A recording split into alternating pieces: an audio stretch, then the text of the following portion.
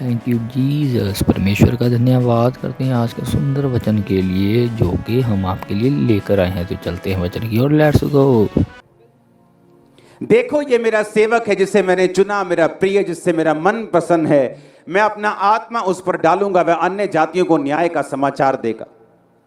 वह ना झगड़ा करेगा, ना धूम मचाएगा, ना बाजारों में उसका कोई शब्द सुनेगा। वह कुचले हुए सरकंडे को ना तोड़ेगा और धुआं देती बत्ती को ना बुझाएगा जब तक न्याय को प्रबल ना कराए। 19 आयत को फिर से पढ़ेंगे, इसको रखेंगे स्क्रीन के ऊपर। मेरी बात को ध्यान से समझना। सिक्योरिटी बैठ जाओ। परमेश्वर ने क्या कहा? जीसस के लिए यह वचन है कि वो मेरा सेवक है, मेरा प्रिय है, मेरा मन प्रसन्न है। मैं अपना आत्मा उस पर डालूंगा, वो अन्य जातियों को न्याय का समाचार देगा। वो ना झगड़ा करेगा, ना धूम मचाएगा, ना बाजारों में उसका कोई शब्द सुनेगा। धूम मचाने का मतलब जब आपकी इतनी पॉपुलैरिटी हो जाती कि आपके एक शब्द कहने पर लाखों करोड़ों लोग इकट्ठे हो सकते हैं, तो बहुत सारे चेलों को लगता कि एक दिन यीशु मसीह जब अपनी पीक पावर पे होंगे, एक दिन बोल देंगे चलो भी चक्को तलवारा वोट आप आइए तो आप चलिए। इसलिए उनकी माएँ आके बोलती थी, परमेश्वर जब तू अपने राज्य में बैठेगा तो मेरे बेटे को गृह मंत्री बनाना, मेरे इस वाले को फाइनेंस मिनिस्टर बनाना। और परमेश्वर ने कहा तू नहीं जानती तू क्या मांगती है, मेरा राज यहां का नहीं वहां का है। आमीन। जब इतनी पॉपुलैरिटी बढ़े, लोगों को लगता है अब तो कोई पॉलिटिकल पार्टी बना देनी चाहिए, और बाइबल इसके सख्त खिलाफ है। इसलिए किसी भी पॉलिटिक्स में हमारा कोई इंटरेस्ट नहीं, पार्टी बनाने में कोई इंटरेस्ट नहीं। यीशु मसीह के बारे में लिखा वो बाजारों में धूम नहीं मचाएगा, ना कोई झगड़ा करेगा, ना कोई उसका शब्द सुनेगा। वो हमेशा जब आएगा तुमको चंगा करेगा, तुमको फ्री करेगा, बाप के साथ मिलाएगा, तुम्हारे पाप माफ करेगा, तुम्हें शांति देगा। आमीन। इसलिए चर्चेस का काम नहीं है पॉलिटिकल पार्टीज को खड़ा करना। उनका काम है जो मर्जी पार्टी आपके पास आए, जो अगर आपकी बुलाहट पॉलिटिशियन बनने की है, पार्टी बनाने की है, उसको उसके लिए प्रेयर करना, उसको ब्लेस करना, उसको गाइड करना, खुद खड़े होना नहीं। आमीन। उसने कहा ना वो बाजारों में धूम मचाएगा, ना झगड़ा करेगा, ना कोई उसका शब्द सुनेगा।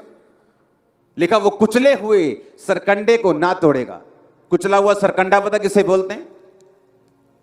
एक आप लगा लो गेहूं की बाली लगा लो एक, या आप किसी बूटे को लगा लो, जब वो बीज से टूट जाता है, अगर बीज से टूट गया तो वो किसी काम का नहीं है या नहीं? हां, लिखा वो धुआं देती हुई बत्ती को ना बुझाएगा। धुआं देती बत्ती कब होती? जब नीचे से तेल खत्म हो जाता है और वो बंद हो जाती है और बाद में धुआं छोड़ती है। हाँ या ना?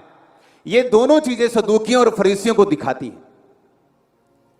परमेश्वर ने कहा वो इतना धैर्य से और इतना नम्रता से भरा हुआ होगा कि जो टूटे हुए सरकंडे हैं, जो सदूकी और फरीसी हैं, परमेश्वर उनको मारेगा नहीं, उनको खत्म नहीं करेगा। जो धुआं देती बत्ती है वो उसको बुझाएगा नहीं, वो उनका न्याय नहीं करेगा जब तक न्याय को प्रबल ना कराए, जब तक वो अपने काम को ना कर दे, जब तक वो सूली पे चढ़ा दिया ना जाए, जब तक वो जी उठे ना, जब तक न्याय को प्रबल ना कराए, तब तक वो उनको कुछ नहीं कहेगा।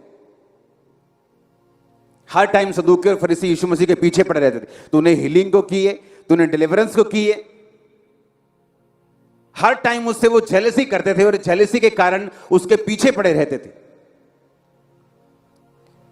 लेकिन यीशु मसीह, आप अगर बाइबल में देखेंगे, इतनी पावर होने के बावजूद, इतने लोग होने के बावजूद, बाइबल कहती वो बाजारों में झगड़ा नहीं करेगा, वो धूम नहीं मचाएगा, कुचले हुए सरकंडे को तोड़ेगा नहीं, धुआं देती बत्ती को बुझाएगा नहीं।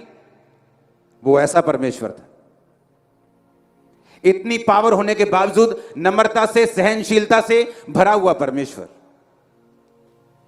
और उसने कहा कबूतर के समान बनो, किसी को भी नुकसान मत पहुंचाओ, पर सांप के समान भी बनो, जहां से बच के निकलना है किसी भी तरीके से निकल जाओ।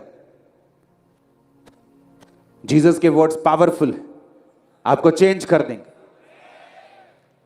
उसकी नेचर में हील करना, और जब कोई आपको हीलिंग का विरोध करता हुआ नजर आए तो समझ लेना ये धुआं देती हुई बत्ती है और कुचला हुआ सरकंडा है, टूटा हुआ सरकंडा है, किसी काम के नहीं दोनों। जब भी आपको कोई इन चीजों का विरोध करता हुआ नजर आए तो समझ लेना इसका तेल जो है वो खत्म हो चुका है, इसका मसा खत्म हो चुका है। क्योंकि जब मसा खत्म होता है तो बत्ती जो है वो बंद होकर वे धुआं देने लगती है। हालेलुया। हमें जीसस के जैसा बनना है। आमीन। क्योंकि हमारा राज यहां का नहीं, कहां का है। इसलिए लोग जब कुछ ढूंढने के लिए आते हैं मेरे पास तो उनको वहां का धन मिलता है, यहां का नहीं। तो वहां का जबरदस्त पड़ा है मेरे पास, ये गवाही उसका सबूत है। आपके पास खरबों रुपया भी हो, आप ये नहीं कर सकते। आप बेस्ट डॉक्टर्स के पास भेज सकते हैं, बेस्ट हॉस्पिटल में भेज सकते हैं, पर हील नहीं कर सकते। हालेलुया। और यही परमेश्वर ने हमें और आपको सिखाया है।